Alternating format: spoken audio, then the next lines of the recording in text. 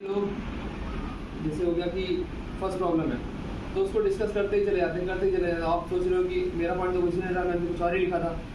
तो जीपी में क्या करते हैं अपन कि कुछ चीज़ें होती हैं ऐसी कि जो दिखा सकते हैं कि आप लीड कर रहे हैं। जैसे कि कोई कुछ और बोल रहा है तो आप बोलें कि हम ये डिसाइड करते हैं कि कितने लोगों में टीम को डिवाइड करेंगे, तो सब टीम डिवाइड करने लग जाते हैं।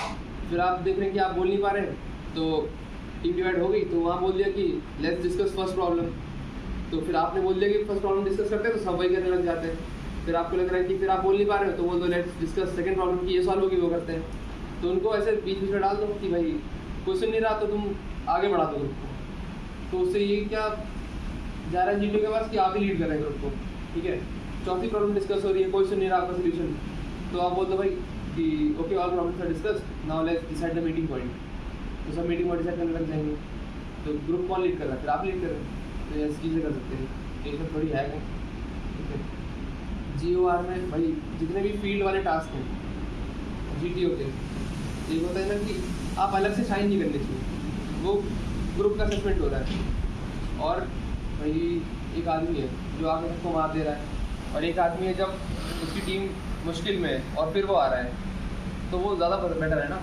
तो आप मौका दीजिए लोगों को फेल होने का कि भाई आप जाइए PGT में आगे, जब वो फेल हो तो आप आ जाइए आगे।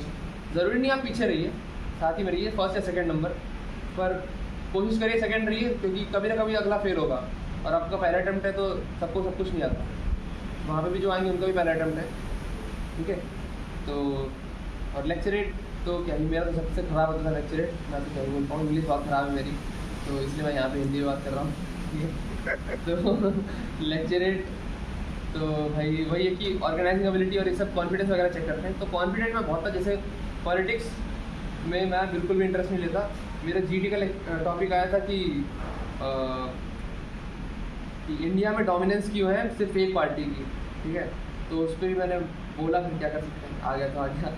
उसके बाद मेरा जानबूझ के ऐसा कार्ड मिला जिसमें फर्स्ट नंबर का टॉपिक जो था वो ये था EVMs, प्रोज एंड कॉन्स। उसमें देख रखा होगा कि नहीं बोल पा रहे वीडियो, तो रख दिया भाई। तो फिर भी मैंने फर्स्ट टॉपिक ही लिया। तो कंटेंट कुछ नहीं था पर कॉन्फिडेंट में बहुत था। तो उसमें से डिवाइड कर लो लेक्चर रेट को कि भाई पहले इंट्रोडक्शन, हाँ इंट्रो, फिर सिग्निफिकेंस, हिस्ट्री जो भी, फिर प्रोज कॉन्स, वे फॉरवर्ड, ऐसे। तो थोड़ा ऑर्गेनाइज मैनर में लगेगा, ठीक है। और ये सब कुछ ही हो गया। आए हो तो सबको ज़्यादा करने होते हैं। कमांड टास्क में मैं हमेशा एक अच्छे इंसान को बुलाता था और एक उस इंसान को बुलाता था जो ग्रुप में कुछ नहीं कर पा रहा है, ठीक है। तो इससे मेरे हिसाब से ये साबित होता था कि भाई मैं ग्रुप को इक्वल अपॉर्चुनिटीज़ देता हूँ और हर इंसान को इक्वल समझता हूँ, ठीक है। ग्रुप में जैसे एक बंदा था वो 33 ईयर्स का था और उसके 2 बच्चे थे और टमी अभी बहुत बाहर निकला था, फिर भी मैंने उसको कमांड टास्क में बुलाया। तो बहुत कॉन्ट्रडिक्ट किया लोगों ने कि तुमने क्यों बुलाया, और फ्रेंड ऑफ द डे मैं रिकमेंड हो गया, ठीक है। तो मतलब हर इंसान को इक्वल समझ, लॉ इंटरव्यू लॉ वाले के साथ।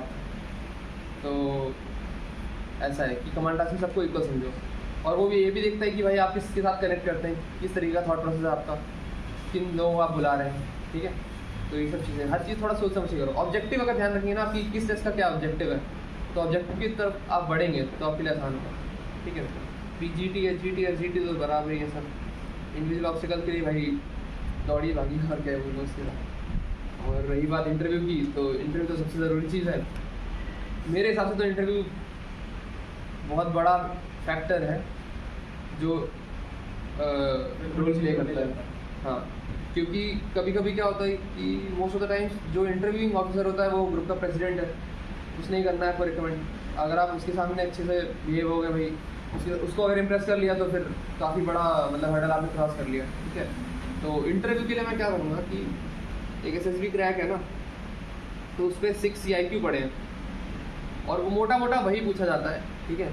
तो उसके आंसर का मैंने क्या किया था, मतलब मैं जॉब करता था तो कंपनी के लैपटॉप पे ही मैंने चीटिंग करी थोड़ी, वर्ड खोल लेता था जब भी टाइम मिलता था, और वो CIQ की मैंने पूरी फाइल बना रखी थी। तो मतलब it was almost like a script, ठीक है। तो ऐसे मोटी फाइल थी, पूरी टाइप थी, प्रिंटेड थी, ठीक है। तो 6 CIQ में हर एक चीज़ कवर हो गई थी, पॉजिटिव निगेटिव हर एक चीज़ उसमें लिखा हुआ है। कॉम्प्रिहेंसिव इंटरव्यू क्वेश्चन ऐसा कुछ, कॉम्प्रिहेंसिव इंटरव्यू क्वेश्चंस। तो ऐसा अपना पूरा सब कुछ बना लो, मतलब कि वहाँ गए और उन्होंने पूछा भाई फैमिली के बारे में बताओ, आप कुछ भी वेगली बोल रहे हैं वो अच्छा नहीं लगता, लिख के जा रहे हैं तो ऑर्गेनाइज लगेगा, ठीक है। और एकदम ही रट के नहीं जाना कि भाई जो बोला है नहीं, मतलब फिर क्या होता है ना कि जैसे आपने सब कुछ रट रखा है ना, तो जैसे ये होता है कि आप बोल रहे हैं और आपने कुछ मिस कर दिया तो फिर प्रेशर आने लगता है कि भाई ये तो मैंने मिस कर दिया, तो फिर दिमाग वहाँ चला जाता है। इसलिए मोटा मोटा एक आइडिया रखिए कि हाँ ये चीज़ें बोलनी है, ठीक है। और एक छोटी डायरी रखिए भाई, उसमें हो जाएगा काम आपका, सब लिख लीजिए।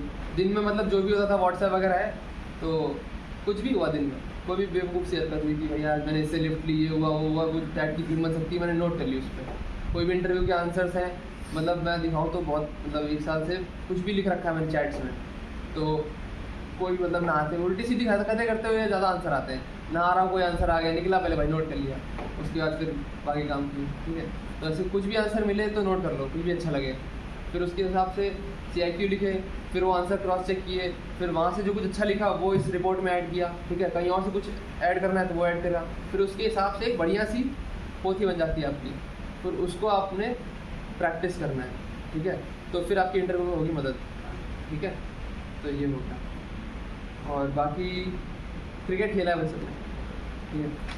तो क्रिकेट में क्या होता है कि एक होती है बॉल जो अपने को डक करनी होती है, ठीक है। एक होती है 1 रन वाली, एक होती है 4 रन वाली, एक होती है 6 रन वाली, ठीक है।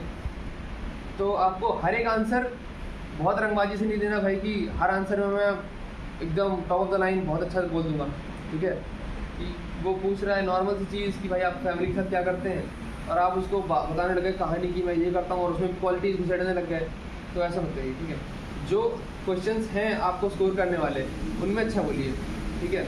जैसे कि 4 नंबर वाले क्वेश्चन ये हो गए, 4 रन वाले क्वेश्चन की एकेडमिक्स और क्यों फेल करा आपने, क्यों नंबर कम आए, ये सब चीज़ें, ठीक है। क्या क्वालिटीज़ आपकी अच्छी, क्या स्ट्रेंथ है, क्या वीकनेस है, ये नंबर स्कोर करने वाले हैं, ठीक है।